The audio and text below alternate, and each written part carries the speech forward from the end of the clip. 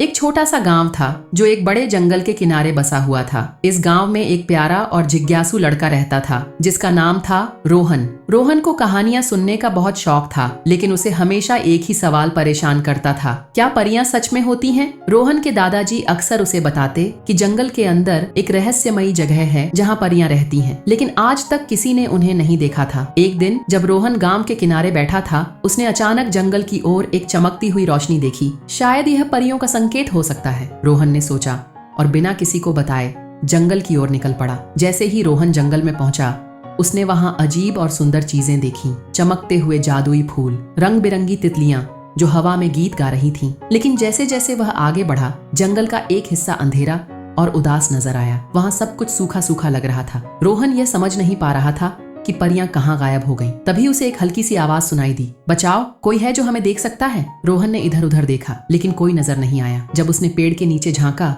तो वहां एक छोटी सी परी शिकारी के जाल में फंसी हुई थी। तुम कौन हो? रोहन ने पूछा। मैं परियों की रानी का दूत हूँ, हमारी सारी परियां गुम हो गई हैं। परी ने रोहन से मदद मांगी। रोहन और परी दोनों मिलकर जंगल के उस अंधेरे हिस्से में गए। वहां उन्हें एक जादुई दरवाजा मिला जो शिकारी के जाल से बंद था। रोहन ने अपनी समझदारी और परी की जादुई शक्ति से दरवाजे को खोल दिया। जैसे ही दरवाजा खुला, सारी गुमशुदा परियां बाहर आ गईं और उन्होंने रोहन का धन्यवाद किया। रोहन परियों का सच्चा दोस्त बन गया और उस दिन के बाद उसने समझा कि जिज्ञासा को कभी नहीं रोकना चाहिए। सही रास्ता दिखे तो हर मुश्किल का हल मिल जाता है।